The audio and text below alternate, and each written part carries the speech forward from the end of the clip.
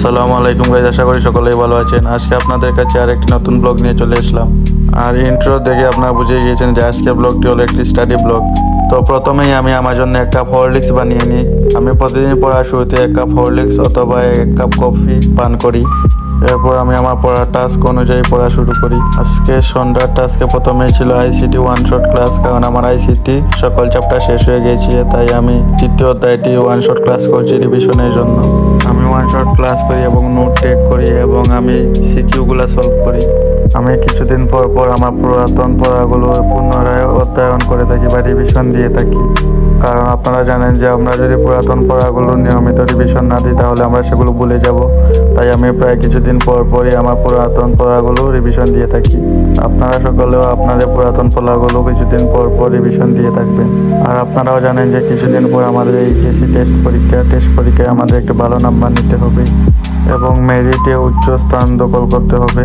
আর আপনারা যদি জানতে চান আমি আমার টেস্ট পরীক্ষার কিভাবে প্রিপারেশন নিচ্ছি, তাহলে আপনারা কমেন্টে জানাবেন। তাহলে আমি আমার টেস্ট পরীক্ষার প্রিপারেশনের বিষয়ে আমি আপনাদের কাছে একটি ভিডিও বানিয়ে আপলোড করব।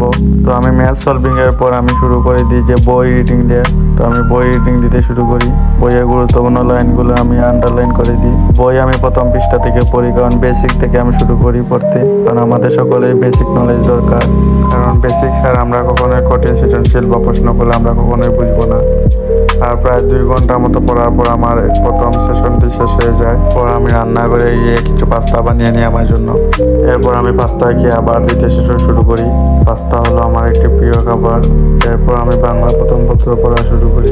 আর আমি বাংলা প্রথম পত্র পাঠগুলো সম্পূর্ণ না পড়ে আমি বিশ্লেষণ ভিডিও দেখে ফেলি, যাতে আমি পাঠের মূল বিষয়বস্তু বুঝে যাই।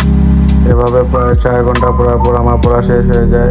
এরপর আমি পড়া থেকে উঠে রাতের খাবার গ্রহণ করে কিছুক্ষণ বন্ধুদের সাথে গেম খেলে ঘুমিয়ে পড়ি। আর ঘুমানোর কিছুক্ষণ আগে আমি আমার পরের দিনের টাস্কগুলো আমি আমার ডায়েরিতে লিখে ফেলি। এটি অনেক ইফেক্টিভ একটি কাজ। আপনারা সকলে প্রতিদিন আপনাদের পরের দিনের কাজ ডায়েরিতে লিখে ফেলবেন, তাহলে আপনাদের পরের দিন কাজগুলো করতে সুবিধা হবে এবং আপনার ব্রেনটি অ্যাক্টিভ থাকবে পরের দিন সেই কাজগুলো করার জন্য। তো গাইজ, আজকে ভিডিওটি এই পর্যন্ত। ভালো থাকবেন, সুস্থ থাকবেন। আর ভিডিওটি ভালো লাগলে লাইক কমেন্ট করতে ভুলবেন না এবং চ্যানেলটি অবশ্যই সাবস্ক্রাইব করে দিবেন। আসসালামু আলাইকুম।